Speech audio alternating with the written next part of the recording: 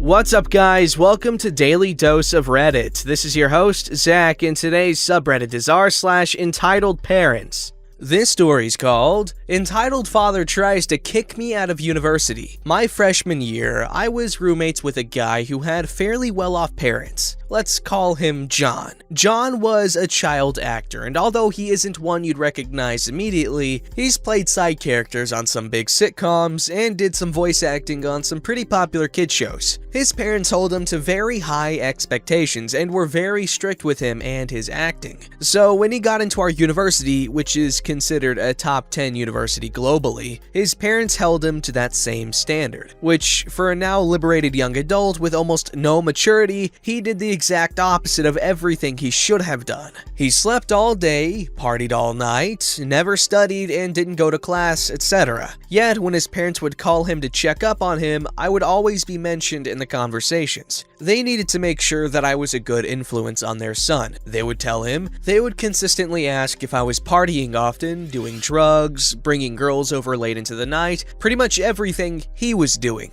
They wanted to ensure that I wasn't doing it to keep their son safe. This goes on for months. Whenever his parents would call him during his midday nap and I'd be in between classes, I'd always hear him defending me to his parents, and he'd go beet red whenever I'd walk in and hear what they were saying about me over the phone. So I'd leave and wait until his call ended since I knew he already felt embarrassed enough. I didn't really think of what they were saying. I just thought it was ironic and told John afterwards that he didn't need to apologize since they weren't his thoughts. Around the end of the semester, John is told by his major department that he would likely flunk out of college if he did not ace the final exams in at least 2 of 4 of his classes, and that he would have to retake the other 2 regardless of how he did. Moreover, that he would lose a scholarship that paid a substantial amount of his tuition. He had to call his dad to tell him the bad news while I was on the top bunk of the bed studying, and his father is shouting so loud that I can hear him through John's phone with my earbuds in. Eventually, the question is asked if I had anything to do with John's bad grades, and before John can say anything, his dad determines that John was covering for me because I was a bad influence and that since I was around him all the time, I was the reason he failed. He demanded to speak to me and wanted me to tell him everything I did to his son and how I corrupted him. And when John said that I didn't do anything, it only made him angrier. And after telling me that I would pay, he hung up. He already knew my name and of course where I lived. But I didn't think he would do anything with that information until I got a call from the University Student Affairs Center telling me that John's father had requested access to my personal information through the student portal, basically a website with financial aid and enrollment info, and to change my passwords in case I thought my data was at risk. I tell John that his dad tried to access my info, and of course he called his dad to ask him what the heck he was doing. Dad said that because John was failing, he was pulling John out of college and that he was coming in a few days to talk to me about my part in all of this. John asks him again to ask him why he asked the school for my info, and John's dad just hung up on him. I couldn't focus on that BS at the time since I had my own exams to prep for, but as he said he would, he showed up as this fairly skinny, balding guy desperately trying to cover up his receding hairline by brushing as much stringy blonde hair of his to the front of his head. I came down with the flu right before the exams, so sadly I was forced to be in the room while John moved out, while his dad was berating the both of us while I have my earbuds in and feel like I'm going to puke. John looks like he's going to cry because he doesn't want to leave, and I peek over my laptop to see his dad putting books and notes in the garbage and repeatedly asking John if he officially withdrew from the university until John barked "yes" at him. John's dad then turns to me and says something along the lines of, "Alright, now you." Again, I insist that I didn't do anything to his son except live with him, and the dad demanded that because I turned his kid from an accomplished actor to a college dropout, I should withdraw from the university too. John is now yelling at his dad to leave me alone, and I'm telling him that there's no way I'm dropping out for his ego. He demands my laptop and portal login info, and I tell him that if he even so much as touches my laptop or me, I'm calling the police. This escalates to a straight up shouting boxing match among the three of us until the RA knocks on the door, warning us that if we don't quiet down, he will get campus security to come up and settle the issue. The dad quiets himself again and calmly asks me to withdraw again because it's only fair. I say no because, again, I didn't do anything. There's a silence in the room as he approaches the edge of my bunk. He's glaring at me. I'm putting my earbuds in because chemistry won't study itself, and he asks again, gripping the railing and almost hissing the question. I say no. Again, didn't do crap. He finally decides that I'm not worth talking to anymore and says that he'll tell my parents everything I did and that they would make me leave college if he couldn't. And with that, he left with John. I got a text from my dad about a day later, and that both he and my mom basically told him and his wife to screw off and never contact me again in far more eloquent terms. I then got a barrage of emails and texts and Facebook posts from the parents pretty much saying that I was at fault for ruining their son's life and that I don't deserve that seat at my uni, so I blocked them.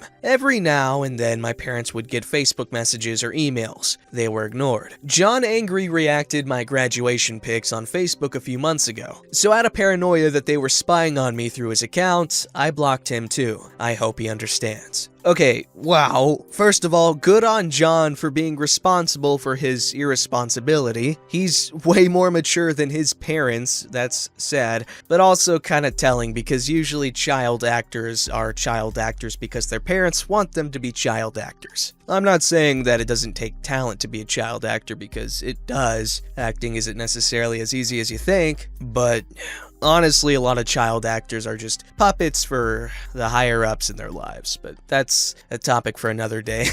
But, yeah, this is a good story. His parents are crazy, but John's a good dude. John's a good dude.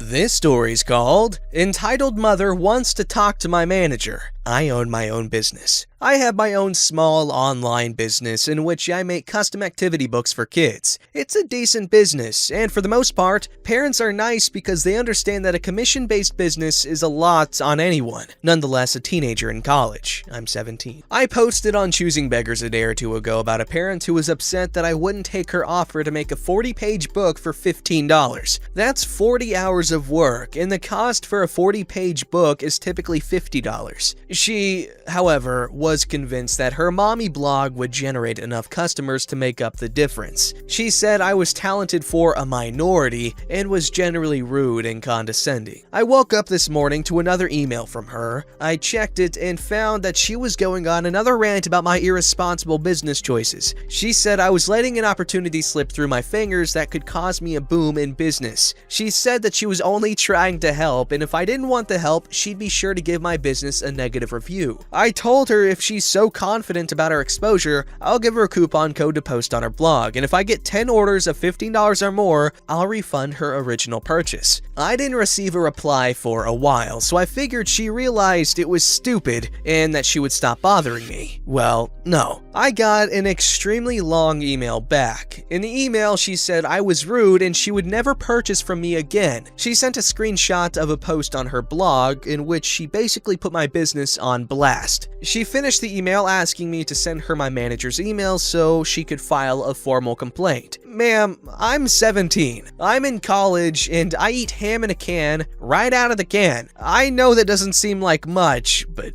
I run this myself. I emailed her back to say I run my own business. I don't have a manager. I am my manager. She called me a liar and said I obviously had to have someone managing me since I was a minority. She said there was no way a minority could run a business as decent as mine on their own. I emailed her back and told her I would screenshot these racist remarks and post it in the comment section of her blog post if she wouldn't leave me alone. I told her she was a terrible customer and I won't be taking orders from her again. And I made sure to end the email with, "Sincerely, management." Not a dramatic ending, but this lady was extremely ridiculous and I couldn't believe it. Wow. What does the minority have to do with business? What? I'll have y'all know that a lot of big businesses, like the big businesses are run by minorities. That's right. The Jews, they control everything. I'm just kidding. But yeah, a lot of businesses are run by minorities. I mean, obviously, saying that minority can't run a successful business is a stupid and irrational thing to say. That makes absolutely no sense, so I don't really need to correct it. But I don't know. I feel like the internet's a crazy place, apparently. Oh gosh, the exposure my blog will give you will more than pay for itself. What the hell? Get your freaking stupid ego out of here. If your blog is that big, you can afford to pay full price.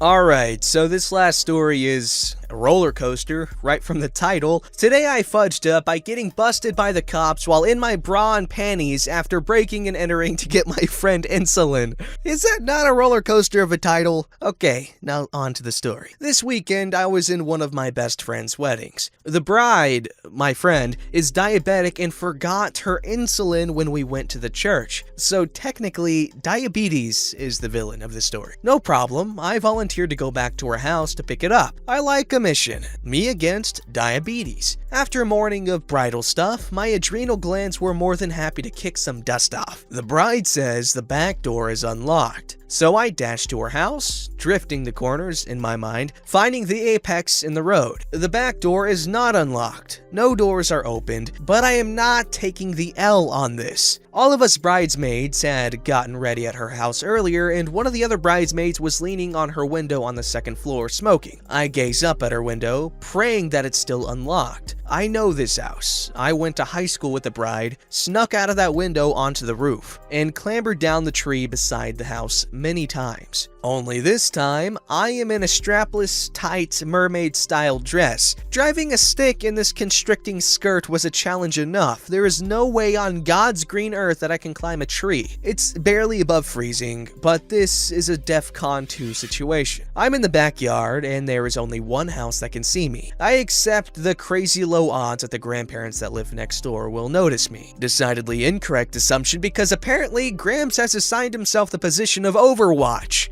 I kick off my heels, sling off my jacket, it's barely above freezing, and toss the Morticia Addams style bridesmaid's dress over the fence. I pat my old friend, the tree, and begin to climb. I'm sure I sloth climbed it, but the adrenaline pulsing through my veins has me convinced that I ninja warriored that crap. The window is unlocked. Hoorah! Once I open it, I ungracefully fall into the room from the roof. I don't care because the distinctly male movie announcer voice in my head is sexily broadcasting the trailer for the movie I'm acting out. The crowd cheers when my icicle toes hit the hardwood floors. I'm killing it. The room looks like a giant girl bomb exploded. Curlers, hairdryers, makeup bags, and clothes cover every square inch of the carpet. I super kung fu hop over the piles to the dresser where she said her insulin bag would be. It's not there. I rifle through the piles, shaking like a scared dog from the cold. Nope. To the bathroom. Nope. A massive rock drops in my stomach when I can't find her insulin. The clock is ticking. I launch down the stairs, 2 at a time, and run through the house as my eyes scan every surface. I find it on the kitchen counter, a full floor away from where she thought she left it. Booyah! Booyah! I don't know. I'm back in the game. I shotgun pump my arm and grab the bag. I make sure I lock the kitchen door from the inside. I mentally check. Yep, I left all of my stuff outside. I step into the garage, shutting the door behind me. As I'm jiggling the locked doorknob, I hear the whoop whoop of a police car. I slowly turn and do some weird half raise of my hands. There are two cops in the driveway, all official and stern looking. In a split second, I flash on images. I'm in the back of the police car, handcuffed, search warrants are getting issued. I see the courtroom, a stern judge, and an unforgiving jury. In a moment of catastrophic cognitive dissonance, I swear I heard my brain misfire. The only thing that zaps me back to reality is that, I kid you not, my boobs are 2 frozen ice cones. I'm gonna have the pleasure of explaining this crap show to the officers while wearing nothing but my fancy thong and lacy, strapless bra because Genius Me didn't want panty lines. And my hot-ass guy will be wearing a tux to the wedding. Enough said. I could have vaporized on the spot from the humiliation as the officers approach me. I don't even know what I said. I virtually shoved the bag of insulin at the older cop and vomited out the preposterous details of this Texas-sized oof that landed me in my skivvies, coming out of a house that I technically broke into. They try to keep a straight face, but then I start to laugh. It begins as a small, embarrassed chuckle, but then it takes on a life of its own, commandeering all of my self-control and flinging it into the icy wind with the ashes of my dignity. I howl. Tears run down my face and I shoot strangled, inhuman sounds at them. I can make no sound other than the drawn-out vowels. God, it's embarrassing. The cops are trying to ask me questions, and instead, they get Muttley the dog. All I can do is wheeze or tear and shake from the cold. Finally, I beg them to let me put my clothes on. One gallantly swings his arm to me to tell me to proceed to the backyard to recover my assortment of clothing, cringingly clinging to the fence. They are gentlemen about it as I jump and shimmy into this hell contraption of a bridesmaid's dress. They ask me if there's anyone that I can call from the family to confirm the story. I call the bride. She doesn't pick up. I call the bride's mom.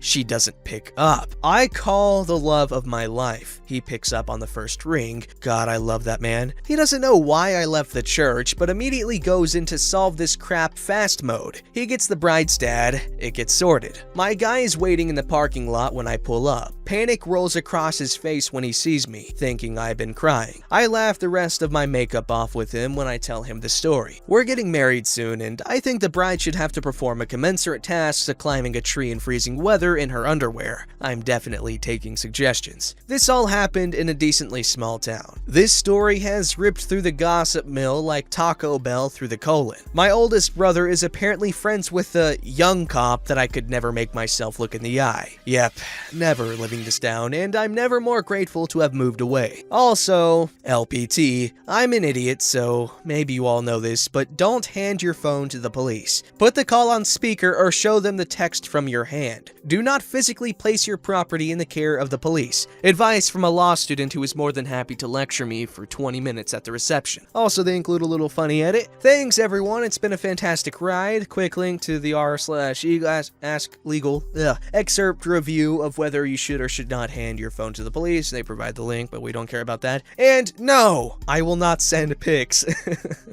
Okay, well, anyways, that right there is the friend that you don't ever want not to be your friend, okay? First of all, the writing in this story was fantastic, okay? Very good job. And that is a good friend. Though someone that would go through those lengths to make sure that you don't die, that's something you gotta keep in your life. That is a ride or die, basically. Weddings are a chaotic time in people's lives, and I'm sure you guys all have some crazy wedding stories if you've been married. So share down below. I'm curious. I know people love sharing crazy wedding stories or anything similar. Don't forget to like, subscribe, and hit that bell to never miss an episode.